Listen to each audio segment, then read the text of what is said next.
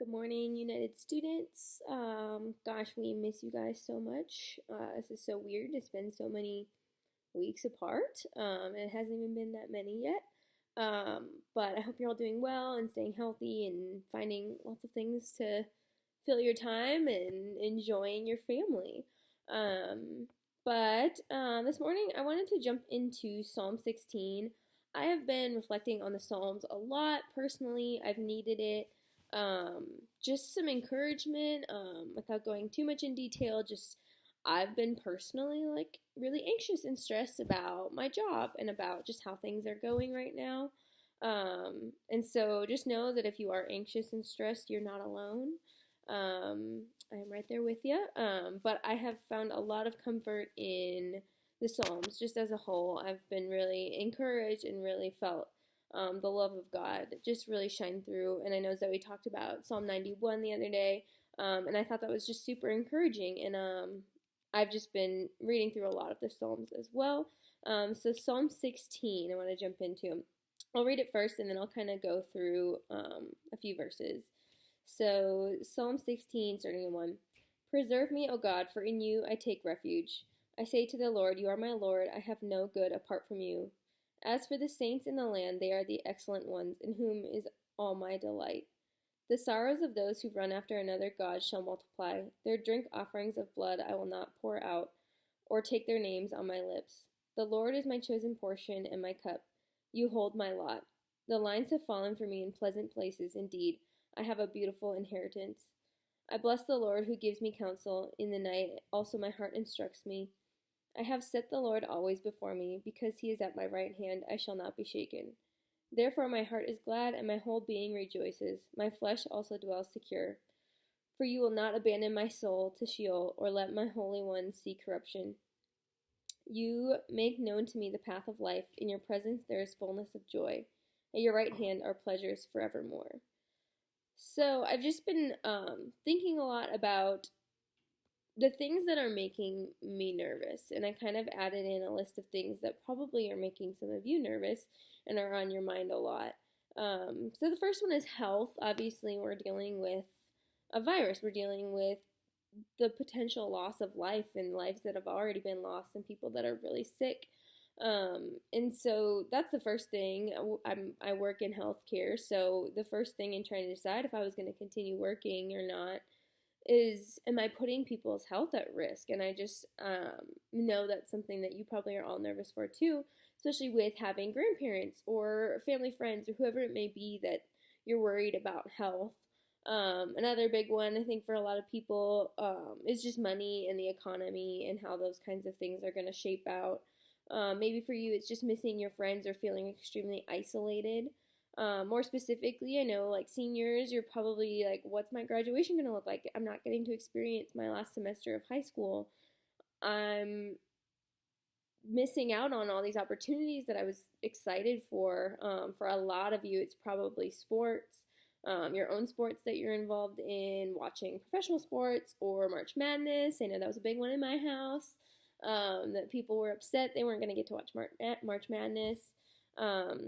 I know a lot of people are just feeling this boredom. There's just don't know what to do with yourself right now.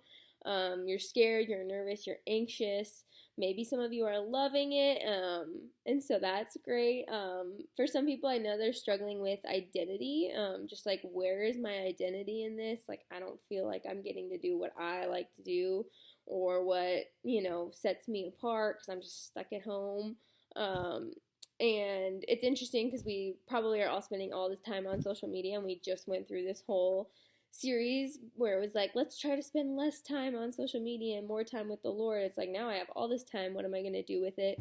And so I know a lot of people are kind of back on social media in full force, and I know I'm guilty of that as well. So it's just, this is a weird time where we're trying to figure out like who we are, what does this look like, what are we nervous about, what can we get over, how do we progress through this? And this passage has really helped me a lot. So just kind of walking through it. Preserve me, O God, for in you I take refuge. So just knowing that God has our best interest at heart. He's going to preserve us. He's going to look after us. He is our refuge. He's our hiding place. He's our home. He's going to keep us safe um, in this uncertain time. I say to the Lord, "You are my Lord. I have no good apart from you." As for saints in the land, they are the excellent ones, in whom is all my delight. The sorrows of those who run after another God shall multiply.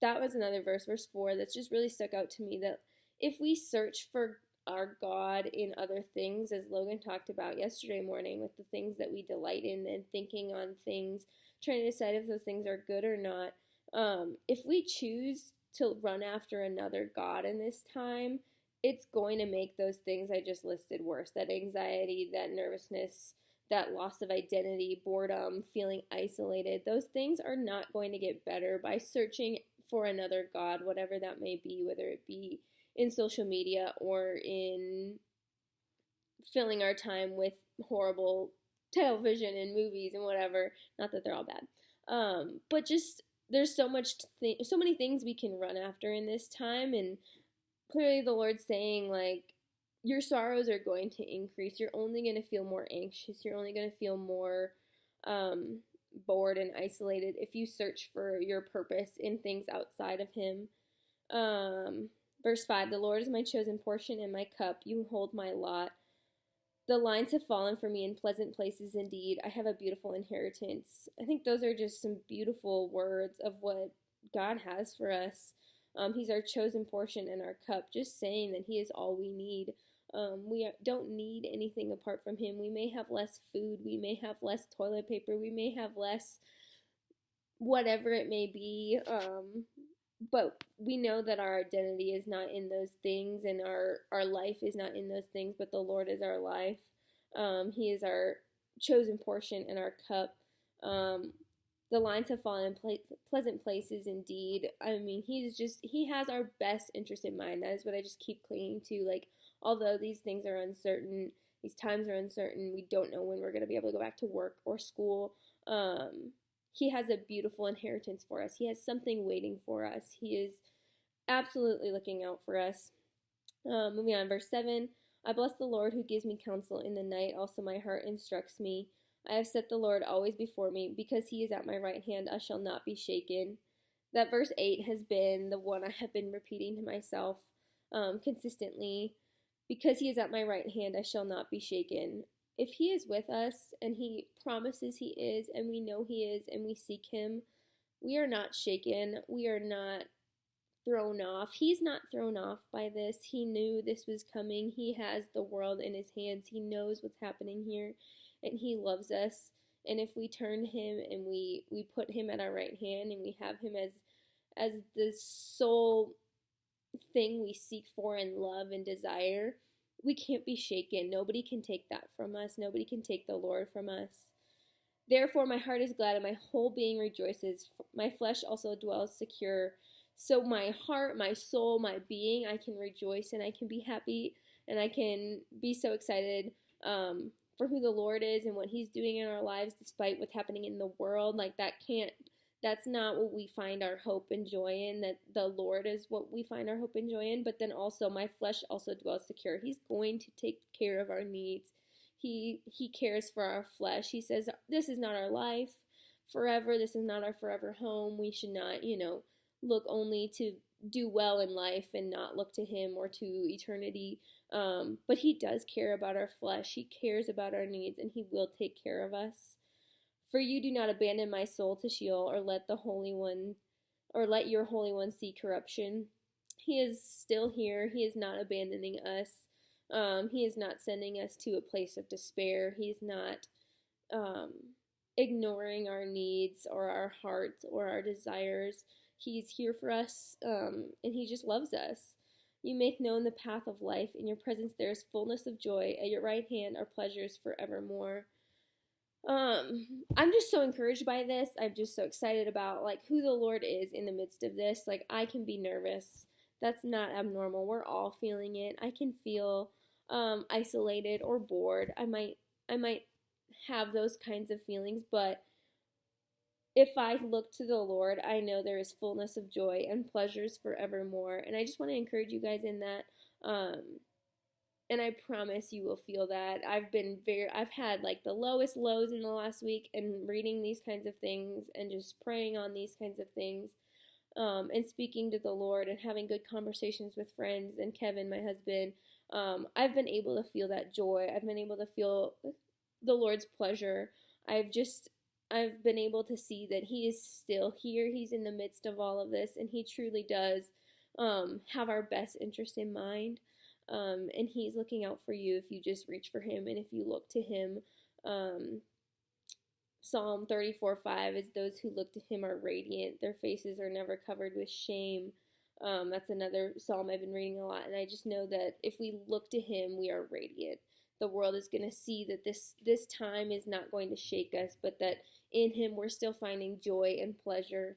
And I just hope that's encouraging to you guys.